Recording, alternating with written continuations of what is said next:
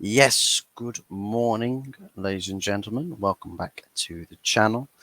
You're probably a little bit confused as to why the lighting is not very morning-like, especially for an 8 a.m. upload. It's because this is a pre-record. This is about a subject that's probably going to be trending or being discussed across the next week or so. So as far as the context or the time frame for this video or the topic of discussion, it's not really tied down to being as well discussing it as quickly as possible because it's going to be relevant for an extended period of time. But what is going on? Apparently, the takeover process was paused a couple of days ago, but now, according to Mike Keegan, it's not paused, it never was paused, but talks and negotiations and everything else is still going on. So, what on God's earth is going on? What's happening? Where are we at? Who knows what?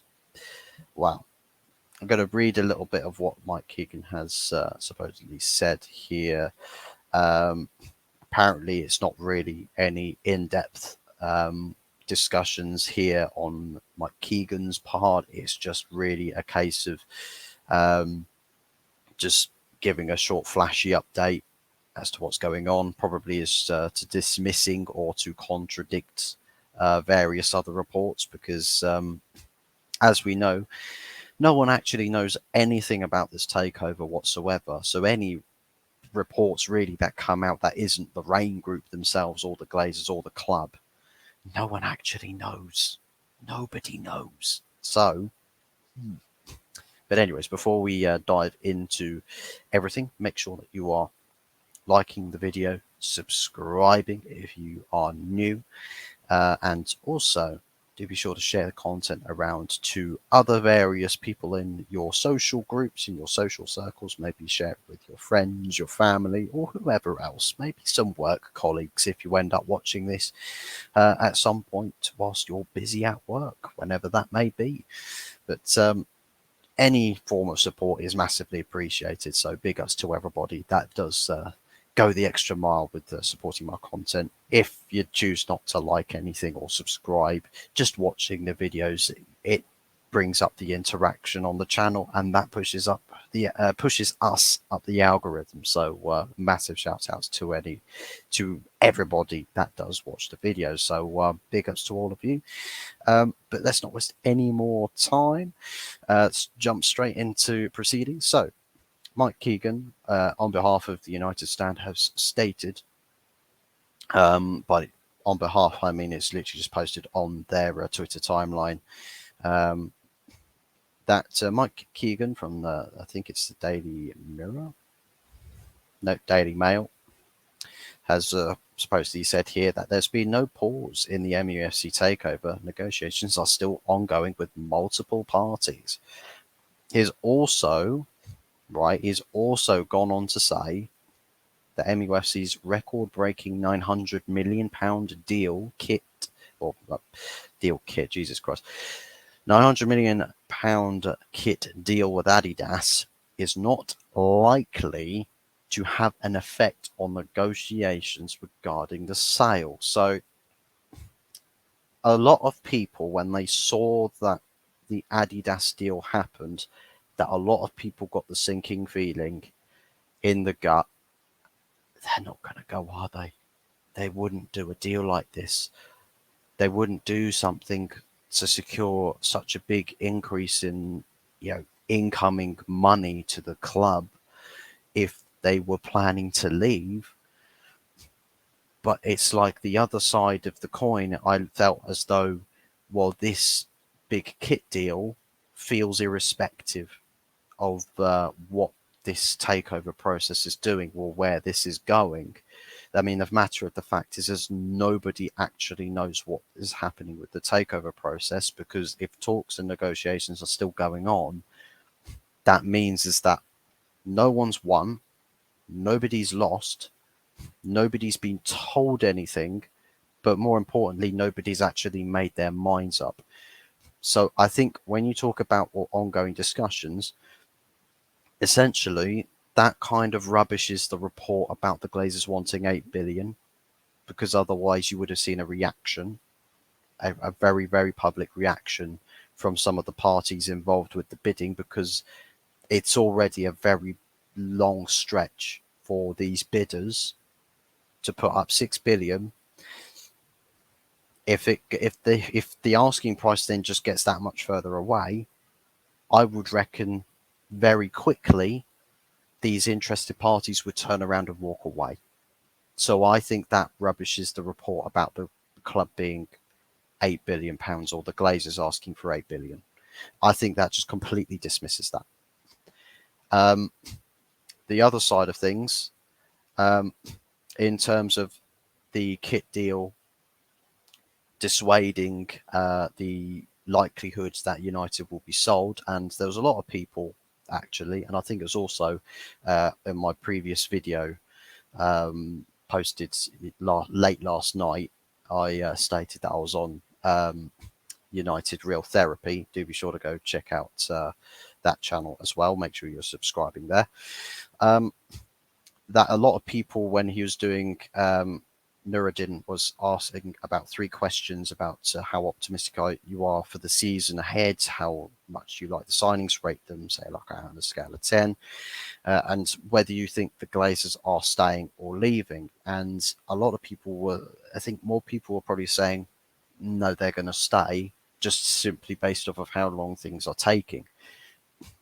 I'd say it's possible that the Glazers do stay. It is possible, but it's going to be very difficult. Just simply because, for people saying, well, a £900 million deal with Adidas means, oh, that the Glazers are going to stay. But then I'm thinking, well, £900 million kit deal, that's across 10 years. The Glazers don't have 10 years to get Old Trafford refurbished, renovated, rebuilt, or even in various cases the training ground. Not even that, but just to compete financially in the markets. Glazers, like the Glazers don't have 10 years to do that.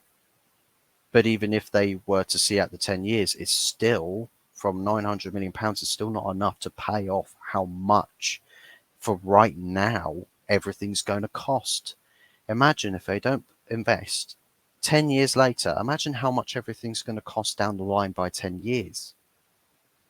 So now you're looking at, instead of 1 billion, you're probably looking at about £2 to £3 billion worth of investment needed. The Glazers will be shitting themselves at that point. No minority investment group is going to look at how desperately the Glazers need the money to stay in power at Manchester United, and that's what it is. The Glazers need money to stay in control of Manchester United. That's why there's the talk of the minority investments being included in the subject of this takeover process.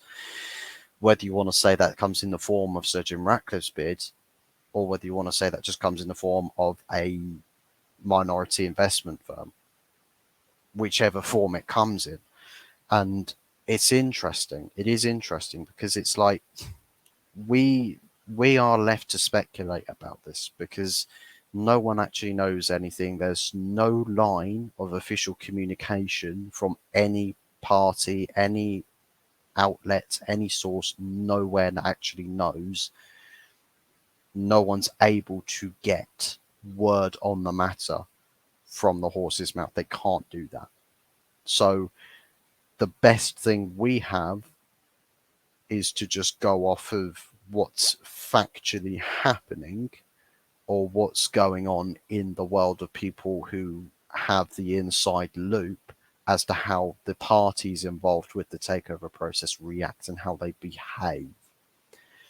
Now, you can say when a party has been told that they're not going to be considered for their bid, perhaps they will start to show a very sudden lack of interest in Manchester United or doing a takeover deal for Manchester United Football Club.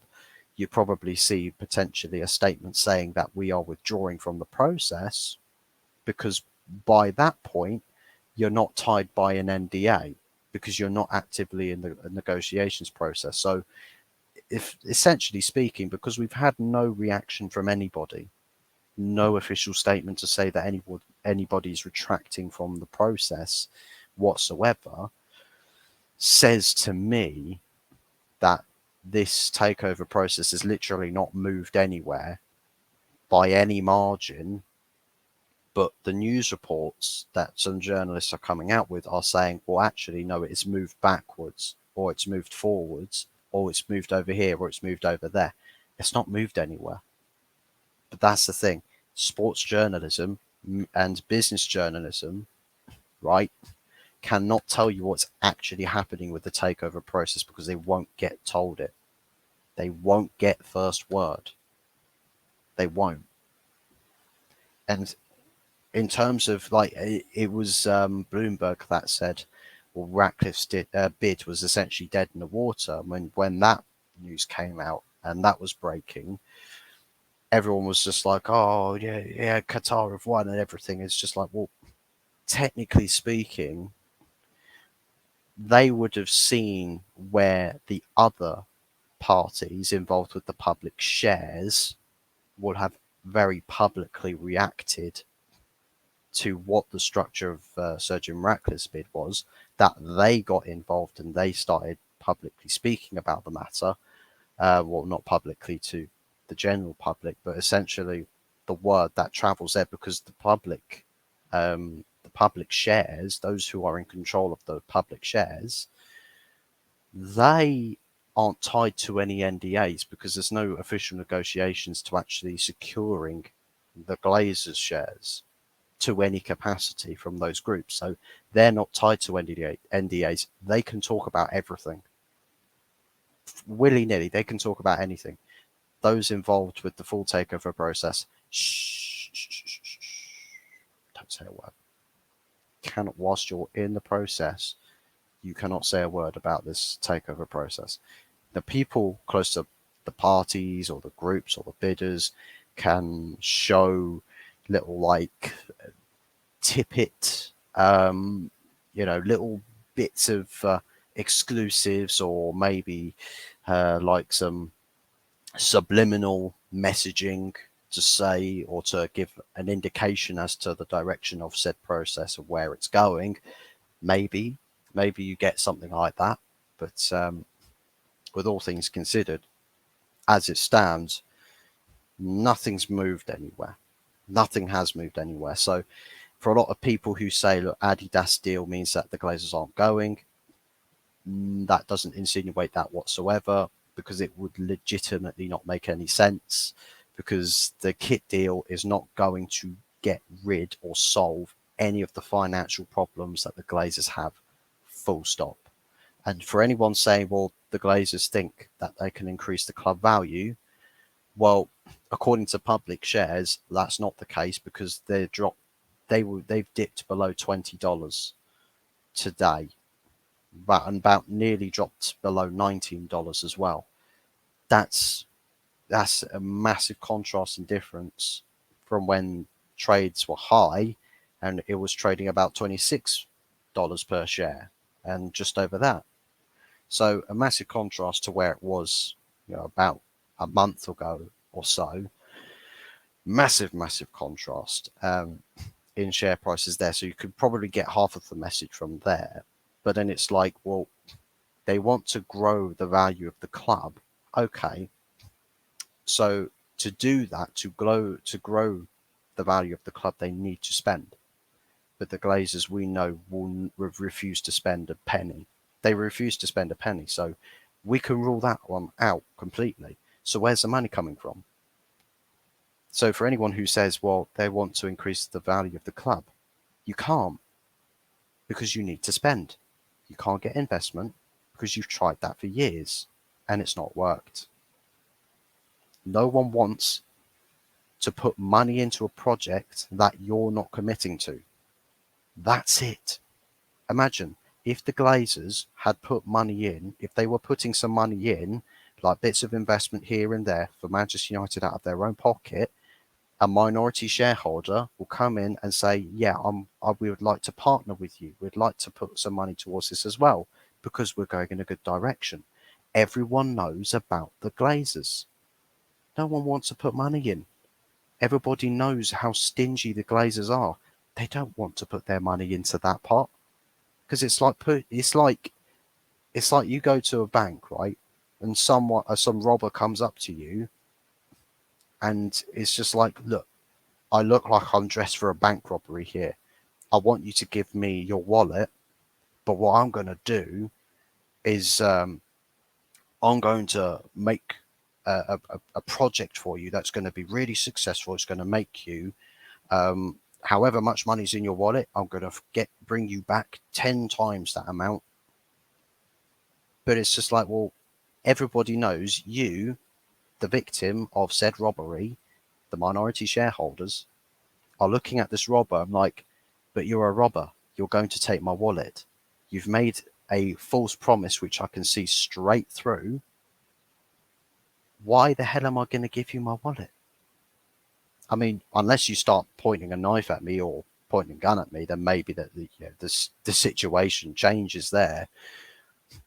But you get the gist of it. It's like the minority shareholders, they're not stupid people. And the Glazers, if they honestly think, that's why the Glazers haven't turned around to say, well, look, yeah, we're not selling the club. They can't do that. They cannot do that. They just can't, because it makes no sense. It wouldn't make any sense to say, we're not going anywhere. We think we can increase the value of the club. On what merit? Where is the money coming from to guarantee the club value increases? The fans are starting to pull away, right? Sure, there's still going to be loads and loads of fans, but the amount of new Man United fans, the rate that was going at, that's diminished completely, right? That has diminished. So we're not the most, we're not the fastest growing global fan base anymore. There's a lot of people that still want to buy merchandise because they love Manchester United. They want to be a supporter of the club. That's always going to be the case. But think about all the other fans, right? That they look online, they see what other fans or influential figures in the fan base are saying, they will go along with what they say. So if the fan channels or protest groups, whoever it may be, are saying don't put your money in the club, there's a lot of people, and I mean a fuck ton of people, who will say, I'm not going to put my money into the club. There's a huge amount, and that is a noticeable figure on the balance sheets, a noticeable change. Even if it's a small percentage with all things considered compared to the total figure, it's still noticeable, because you look at that and say, oh, well, the rate of incomings there is dropped down significantly there. I mean, it's a minor thing with all. It's a minor thing with all things considered, but still noticeable. We still can see a minus there, that something's not growing at the incomings or revenues not as grand as we're hoping it would be. Things like that, they will notice it. But anyways, I'm gonna wrap this video up here and now, and I'm gonna love you and leave you. Big ups to everybody that has liked the content, subscribed, who watches the videos, real MVPs. Make sure that you are continuing that support, that trend, that upwards trend. Continue to like the content. Continue to subscribe if you haven't done so already. I haven't actually looked to see if there is a figure yet where I can see the difference between viewers that are subscribed and viewers that aren't subscribed. I can't see, well, I haven't found it yet, to say the least, because I mean, I've got I do have the YouTube Studio app in front of me, so I can live check that, but we'll have to see on that regards as to how things go there. But big ups to everybody who has watched the video, who's tuned in. That's it from me for this morning. Gonna love you and leave you. and y'all have yourself a blessed Wednesday. I believe it is. No, it's Wednesday. It was Wednesday yesterday. Um, it's confusing. It's a time warp because this is a pre-record from Wednesday night, so I'm having to try and get my facts straight. But today, at the time of the video being recorded, is Wednesday. By the time you see it, it's Thursday. So have yourself a blessed Thursday, and we'll see you again real soon. Ciao for now.